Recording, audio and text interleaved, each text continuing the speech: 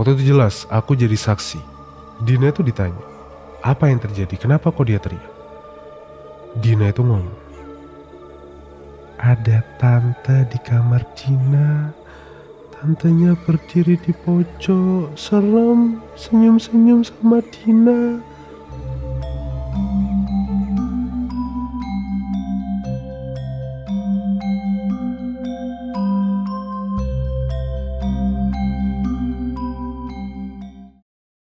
Assalamualaikum warahmatullahi wabarakatuh. Selamat malam para sobat horor. Kembali lagi di podcast Bagi Horor di hari Jumat ini.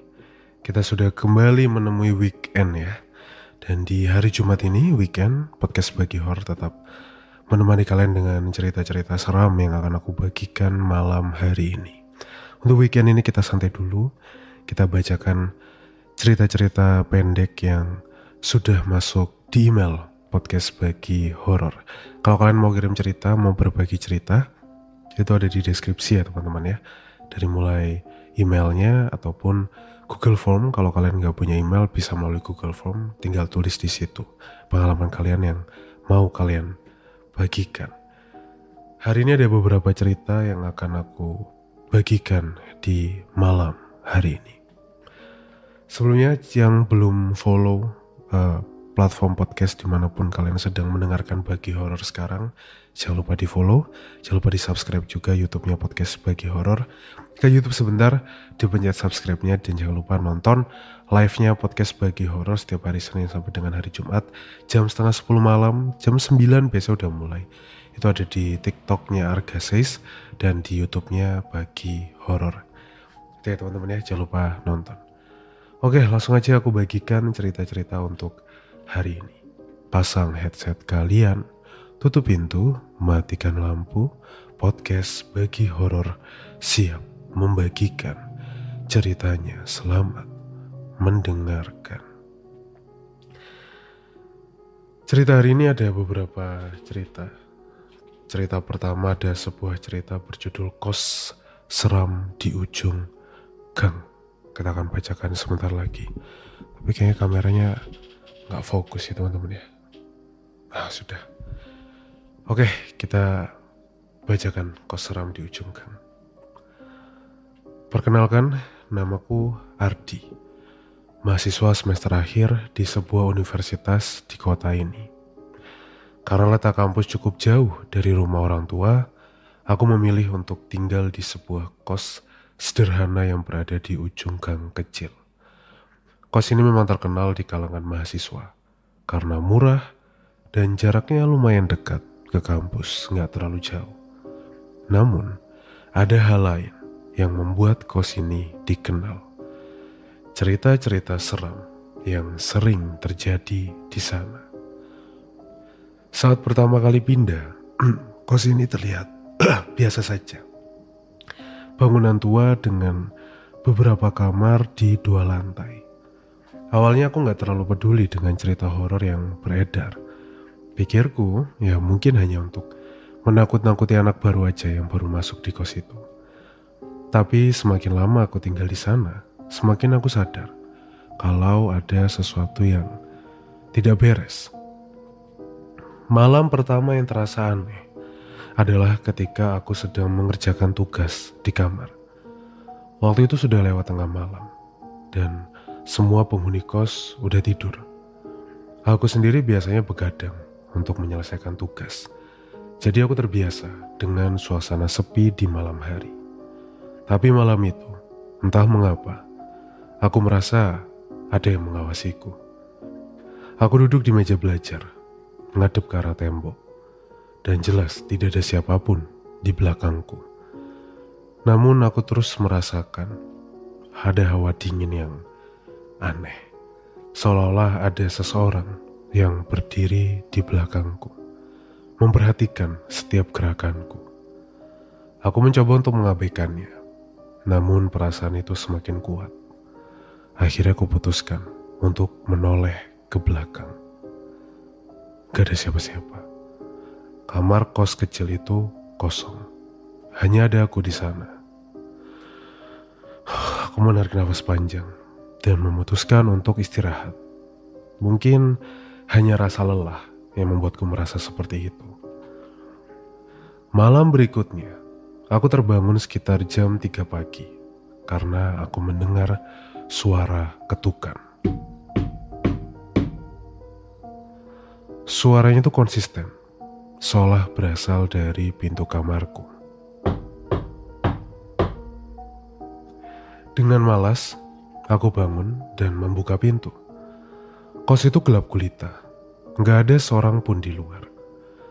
Aku melihat ke kanan dan kiri, mencoba mencari tahu siapa yang mengetuk. Tapi koridor sepi. Sembari menggerutu, aku menutup pintu lagi dan kembali ke tempat tidur. Tapi sebelum aku sempat tertidur, ketukan itu kembali terdengar. Kali ini lebih keras, lebih cepat. Aku merasa bulu kuduku meremang. Ketukan itu tidak berasal dari pintu kamar. Kali ini, suaranya seperti datang dari dalam kamarku. Dari arah lemari tua yang ada di sudut ruangan. Aku menatap lemari itu dengan perasaan tidak nyaman. Sambil berusaha menenangkan diri, aku berkata dalam hati, enggak. Ini cuma halusinasi, ini cuma capek. Namun ketukan itu semakin kencang. Aku mulai panik. Akhirnya aku memberanikan diri untuk mendekati lemari itu. Dengan tangan gemetar, aku membuka pintunya perlahan. Kosong. Hanya pakaianku yang tergantung di sana. Tidak ada yang aneh. Aku menghela nafas lega. Tapi saat aku hendak menutup pintu lemari, tiba-tiba pintu itu menutup dengan keras. Sendiri. Seakan ada yang mendorong dari dalam. Aku meloncat mundur, berlari ke tempat tidur, menarik selimut dan berharap semua ini hanya mimpi buruk. Pagi harinya, aku bertanya kepada beberapa teman kosku, apakah mereka pernah mengalami hal yang serupa. Salah satu dari mereka, sebut saja Andi, hanya tertawa kecil. Di sini bro, kejadian kayak gitu. Ya banyak bro yang ngalamin bro, apalagi lemari di kamarmu itu. Katanya sih dulu pernah ada orang yang ia menghentikan kata-katanya tanpa ragu untuk melanjutkan. Apa? Pernah ada apa? Tanyaku penasaran. Andi terdiam sejenak sebelum akhirnya berbisik. Katanya sih yo konon ini yo, menurut mitosnya dulu itu ada mahasiswa yang ngekos di kamarmu itu. Terus dia itu bunuh diri katanya. Katanya sih bunuh diri. Terus banyak darahnya gitu loh di lemarinya itu. Katanya sih gitu. Makanya sejak itu katanya banyak lemari-lemari anak sini atau enggak kamar-kamar itu suka diketuk. Tapi ya gak tahu juga sih bener apa enggak, kan cuma rumor. Aku merinding mendengar ceritanya. Meskipun awalnya aku menganggap semua itu hanya rumor, tapi apa yang kualami semalam membuatku berpikir ulang. Beberapa minggu setelah kejadian itu, gangguan aneh terus terjadi. Kadang ada suara langkah kaki di luar kamar, padahal saat aku cek tidak ada siapa-siapa. Pernah juga suatu waktu, barang-barang yang ada di kamarku, terutama di mejaku, itu pindah tempat sendiri. Bahkan pernah suatu malam, aku kebangun dan ngelihat pintu lemariku itu kebuka sendiri. Padahal sebelum tidur udah jelas banget kalau aku tutup. Aku akhirnya memutuskan untuk pindah kos dari kos itu. Meski murah dan lumayan dekat dari kampus, aku gak bisa lagi tahan diri untuk tinggal di sana. Aku gak tahu apa alasan anak-anak itu untuk tetap tinggal di kos tersebut. Tapi aku gak kuat, jadi aku putusin untuk pindah. Emang sejak pindah, kosan yang ini lebih aman. Gak ada lagi kejadian-kejadian aneh. Kos di ujung gang itu emang murah, tapi gak sedikit yang pergi dengan pengalaman menyeramkan. Terima kasih bagi horor sudah menceritakan kisahku. Walaupun kisahku gak terlalu seram, tapi semoga bisa menambah dosis horor pendengar semua. Aku pamit undur diri. Wassalamualaikum. Wassalamualaikum warahmatullahi wabarakatuh. Terima kasih untuk Mas Ardi sudah membagikan kisah ngekosnya di suatu kos-kosan yang ada di ujung gang. Ini ngingetin aku sama kisah kos di tepi sawah itu kan udah beberapa kali aku ceritain ya. Nggak sih, sekali doang sih. Beberapa kali di live.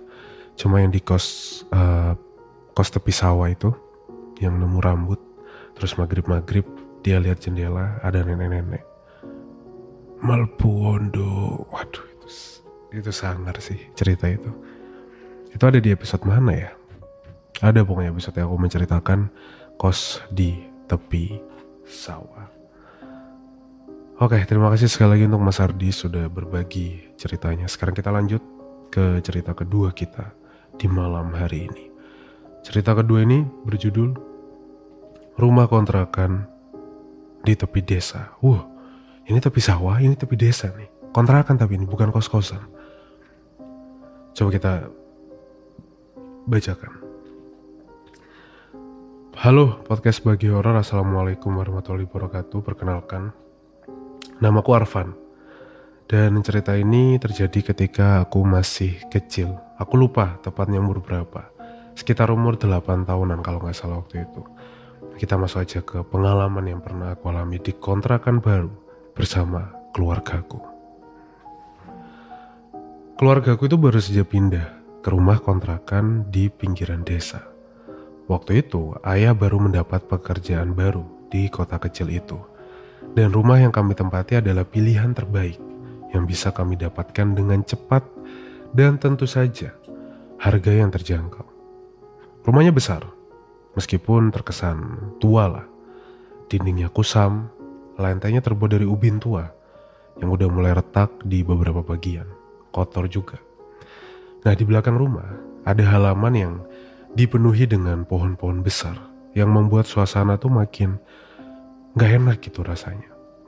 Tapi kami gak peduli dengan itu semua, gak begitu peduli lah. Karena ayah sangat senang bisa menemukan tempat tinggal yang cukup luas dengan harga murah. Hari pertama kami pindah, semuanya terasa normal. Aku dan adikku yang lebih kecil, namanya Dina, itu sangat senang memiliki ruang bermain yang lebih luas. Tapi ibu tuh terlihat agak cemas. Katanya rumah ini tuh hawanya gak enak. Gak enak aja, apalagi buat kami yang masih kecil waktu itu. Ibu tuh ngerasa khawatir sama kami. Meskipun dia gak bisa jelasin sih. Ibu gak bisa jelasin pastinya apa yang dia rasakan. Hal-hal aneh itu mulai terjadi pada minggu pertama. Malam itu, aku ingat ayah tiba-tiba terbangun karena mendengar suara langkah kaki di depan kamarnya. Awalnya itu ayah pikir itu antara aku atau Dina, adikku, yang keluar dari kamar mungkin untuk ke toilet. Tapi setelah dicek, dia menemukan kami berdua masih tidur pules di kamar. Dan setelah dipikir-pikir dan dicari-cari, ternyata suara langkah kaki itu bukan datang dari depan kamarnya, tapi datang dari loteng. Loteng ini memang cukup misterius, aku bisa bilang. Pintu ke arah loteng ini kekunci, dan kami gak pernah ngelihat isi di dalamnya sejak pindah. Alasannya sepele, kuncinya hilang. Tapi suara-suara itu jelas terdengar datang dari atas. Ayah gak peduli soal itu, berpikir itu mungkin cuma sekedar tikus besar atau hewan liar yang sembunyi di sana. Dan kita juga gak pakai loteng itu. Udah berlebihan lah, kita udah cukup tinggal di rumah itu, jadi gak perlu pakai lotengnya. Tapi semakin lama kejadian-kejadian aneh semakin sering terjadi. Sering kali di malam hari kami mendengar suara-suara aneh, kayak suara orang sedang menyeret sesuatu di lantai atas. Ibu menjadi semakin gelisah, tapi ayah selalu mencoba untuk menenangkan kami. Malah, ini tuh rumah tua, pasti banyak suara-suara gitu. Apalagi suara kayu gitu loh, kayunya melar. Pasti banyak lah, atau hewan, tikus. Udah gak apa-apa katanya. Tapi, apa yang terjadi pada adikku Dina, itu mengubah segalanya. Suatu malam, Dina itu tiba-tiba menangis, histeris di kamarnya. Aku lari ke kamar. Aku lihat ibu udah ada di sana, mencoba untuk menenangkan si Dina ini. Wajah Dina tuh pucat. Dia menggigil, entah itu ketakutan, entah itu kedinginan, aku gak tahu. Waktu itu jelas aku jadi saksi. Dina itu ditanya, apa yang terjadi? Kenapa kok dia teriak? Dina itu ngomong, ada tante di kamar Dina. Tantenya berdiri di pojok, serem, senyum-senyum sama Dina. Jujur, waktu itu aku belum terlalu tahu apa yang namanya horor ya. Belum tahu apa yang namanya hantu. Aku sering dengar cerita-cerita hantu dari temanku. Sering juga beberapa kali nonton film horor. Tapi dengar itu langsung keluar dari mulut adikku. Semua bulu kuduku tuh langsung berdiri. Di rumah itu hanya ada aku, Dina, ibu, dan bapak. Nggak ada tante dalam tanda kutip. Dina terus nangis dan bersikeras kalau ia ngelihat seorang wanita berdiri di sudut kamarnya. Menatapnya dengan senyum yang mengerikan. Wajahnya pucat, matanya kosong. Kejadian itu bikin ibu yang sudah khawatir menjadi benar-benar makin khawatir. Ia minta bapak untuk cari tahu lebih lanjut tentang rumah itu. Kenapa sih rumah ini? Tapi ayah tetap bersikap skeptis. Sampai suatu malam, ayah akhirnya mengalami sendiri kejadian aneh yang gak bisa dijelaskan. Malam itu sekitar pukul 3 dini hari, ayah terbangun karena mendengar suara ketukan di pintu depan. Ia mengira itu mungkin tetangga atau seseorang yang butuh bantuan. Tapi ketika ia membuka pintu, itu gak ada siapa-siapa. Setelah menutup pintu, kembali ke tempat tidur, ketukannya kedengaran lagi. Kali ini lebih keras. Ayah buka pintu dengan cepat kan? Tapi tetap gak ada siapa-siapa. Ketukan itu gak berhenti. Sampai ayah tuh marah, teriak di depan pintu. Siapa sih gedor-gedor ini? Siapa yang ketuk-ketuk pintu ini? Berhenti gak? Ayo sini muncul loh katanya. Ayo sini muncul. Setelah itu suasana kembali tenang. Tapi saat ayah hendak menutup pintu untuk ketiga kalinya, ia melihat sesuatu di kejauhan. Seorang wanita berdiri di ujung halaman, mengenakan pakaian putih, panjang, rambutnya itu menutupi sebagian wajahnya. Diem ayah di situ, gak bisa gerak. Kaku badannya. Waktu dia ngedip, sosok wanita itu hilang.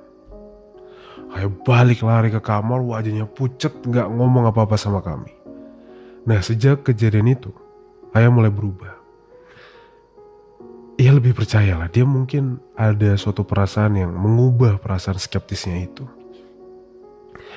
Hari-hari berikutnya udah biasalah, kejadian-kejadian aneh di rumah kami itu udah biasa. Suara-suara lah, muncul kayak ada angin yang tiba-tiba entah datang dari mana. Aku sering ngerasain hal itu. Ibu bahkan pernah ngerasa kayak ada yang nyentuh bahunya waktu lagi cuci piring di dapur. Padahal gak ada siapa-siapa di belakang. Sampai ada kejadian waktu kami makan malam sekeluarga lagi makan di meja makan. Tiba-tiba dari atas, dari arah loteng, itu kedengaran ada yang jatuh. Kenceng banget, wah. Kayak ada sesuatu yang dibanting lah. Kita semua panik dong. Kita lari ke atas. Dina gak boleh ikut. Jadi Dina dibawa sama ibu. Aku ikut bapak, ayah untuk ngecek loteng itu. Pintu memang gak bisa kami buka. Tapi ayah berusaha mendobrak pintunya. Karena memang pintunya sudah tua. Didobrak, di dalam tuh cuma ada beberapa barang-barang tua lah. Kayak gudang di situ. Gudang dari pemilik rumah ini. Ada beberapa bekas foto lama lah. Ada barang-barang lama, gak jelas lah apa yang disimpan di situ. Gak ada sesuatu yang berharga.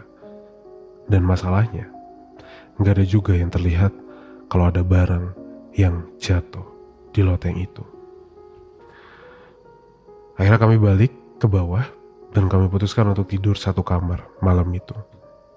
Besoknya, ayah segera menghubungi pemilik rumah dan menanyakan tentang apa sih yang terjadi di rumahnya. Kok anaknya diganggu? Istrinya diganggu, keluarganya diganggu semua. Pemilik rumah cuma bisa ditelepon. Dia tinggal beda kota dari kami saat itu. Dan pemiliknya cuma bilang kalau dulu waktu dia tinggal di sana, itu gak pernah ada apa-apa. Dan ternyata rumah itu sudah kosong lebih dari 20 tahun. Cuma memang beberapa kali setiap pagi ada yang bersih-bersih, ada yang ditugaskan untuk membereskan, mau typo nih, membereskan gentengnya kalau ada bocor atau kalau ada barang-barang yang rusak, itu dibereskan. Tak lama setelah itu, kami memutuskan untuk pindah. Meskipun kejadian-kejadian aneh sudah berhenti setelah loteng itu dibuka. Tapi perasaan gak nyaman, perasaan gak enak yang ibu rasakan, itu bikin kami akhirnya memutuskan untuk pindah dari rumah itu. Ayah yang awalnya gak percaya dengan hal-hal mistis, akhirnya setuju bahwa ada sesuatu di rumah itu yang terkadang tidak bisa dijelaskan dengan logika. Itu dia ceritaku. Terima kasih untuk sobat horor yang sudah mendengarkan. Terima kasih untuk Mas Arga yang sudah membacakan cerita ini. Terima kasih untuk Mas siapa tadi namanya? Mas Arfan ya. Terima kasih untuk Mas Arfan sudah berbagi ceritanya tentang pengalaman pindah kontrakan. Sebenarnya ada satu cerita lagi. Ceritanya cukup pendek teman-teman. Cerita waktu dia ini keluarganya itu disantet. Kita bacakan aja sekalian habis ini. Tapi thank you Mas Arfan ya sudah berbagi pengalamannya ketika kecil dan ngontrak sebuah rumah.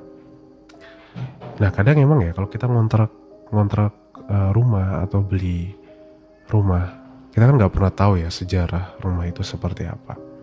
Tapi di luar daripada itu ya, baiknya sebuah rumah itu jangan dipikirin lah kisah horornya, kisah seramnya. Kalau udah kita tinggal di situ, kita pakai aja buat ibadah gitu. Karena percayalah teman-teman, gak ada kekuatan yang lebih besar daripada kekuatan Tuhan, kekuatan Allah kan. Itulah ya, jadi ini bukan nakut-nakutin kalian buat waduh nanti rumah baru pasti banyak kisah seremnya. Enggak melulu seperti itu ya teman-teman ya. Yang penting banyak, di rumah itu dipakai buat ibadah, itu aja udah. Insya Allah rumah itu aman, tentram.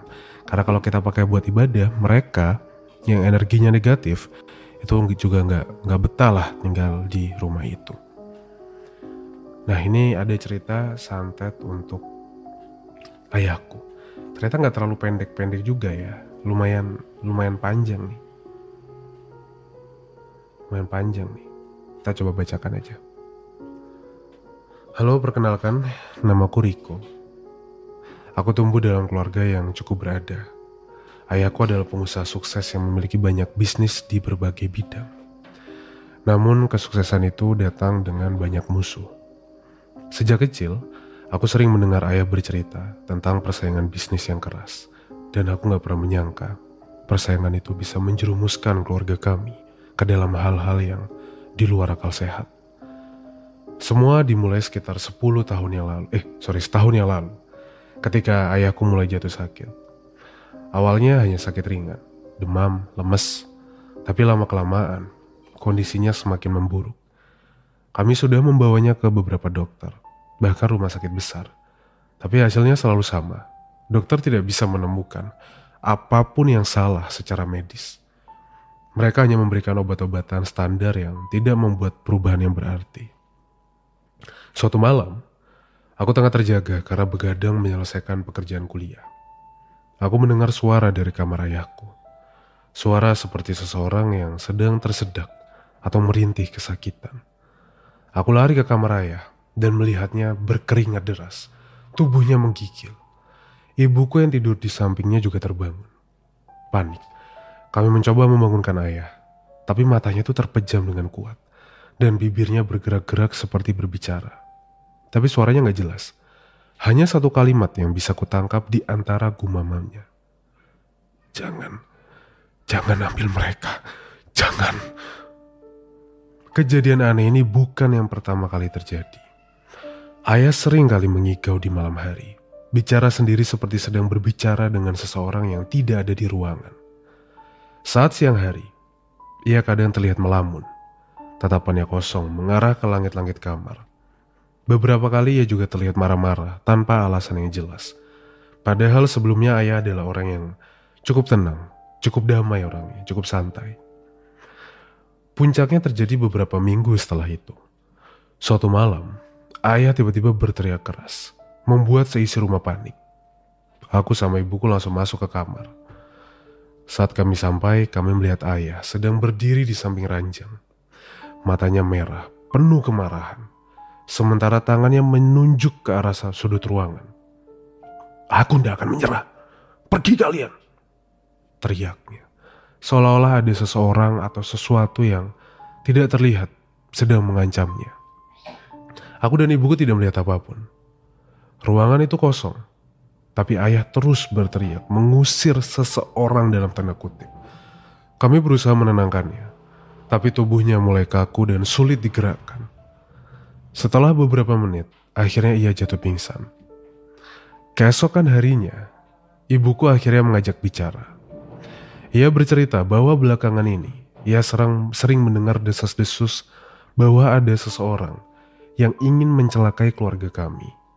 Sebuah rumor yang menyebar di antara orang-orang sekitar bahwa ayahku telah terkena santet. Katanya seseorang yang sakit hati atau merasa dendam dengan kesuksesan ayahku telah menggunakan cara mistis ini untuk menghancurkannya. Aku gak pernah percaya hal-hal seperti itu.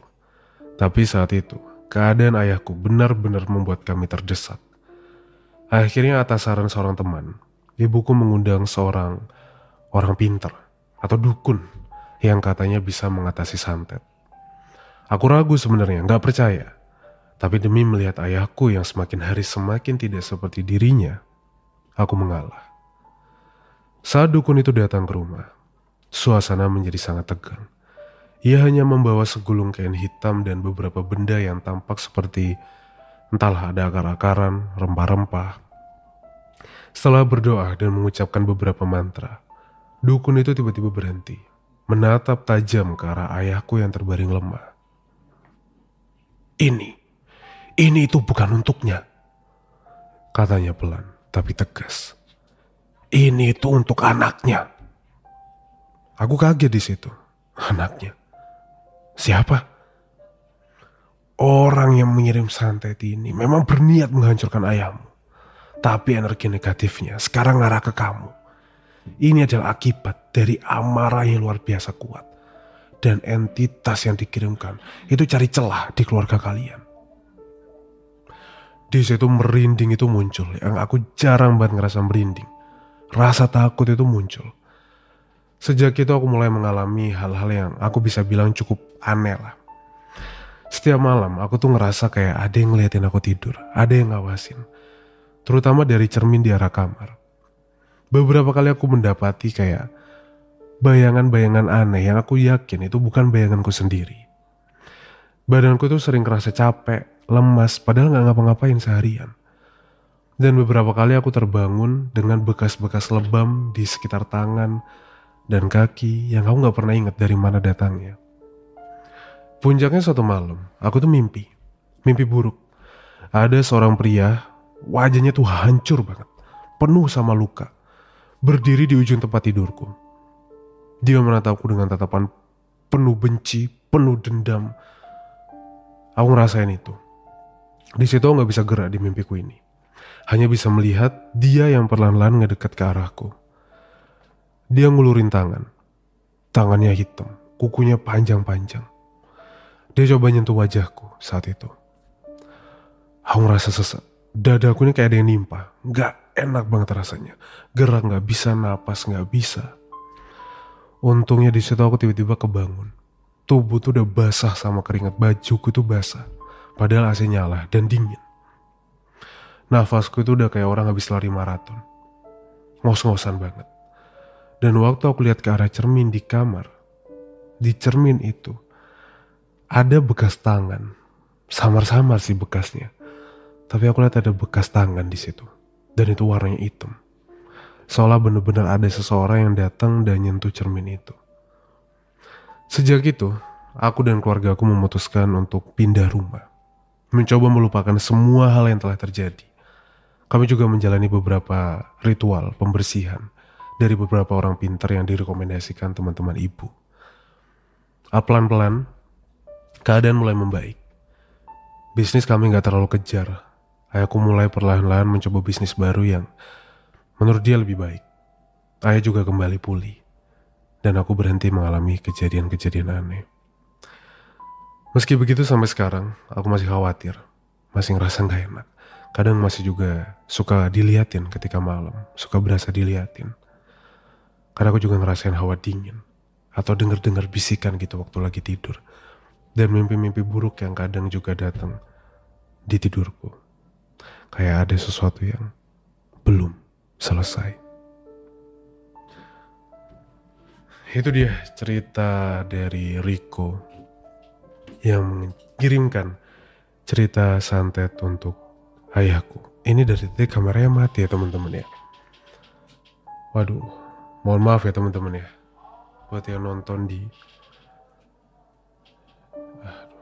di YouTube, kameranya mati, but it's okay. Yang penting suara masih bisa kalian dengar lah ya. Itu dia episode-episode untuk hari ini. Udah maghrib juga di luar. Terima kasih semuanya udah mendengarkan. Mohon maaf kalau ada salah-salah kata. Terima kasih untuk para pencerita hari ini. Kalau kalian mau kirim cerita silahkan di email podcastbagihoror@gmail.com atau melalui Google Form di bawah. Terima kasih semuanya keluarga pembantu diri. Mohon maaf kalau ada salah-salah kata. Wassalamualaikum warahmatullahi wabarakatuh. Selamat malam dan selamat istirahat.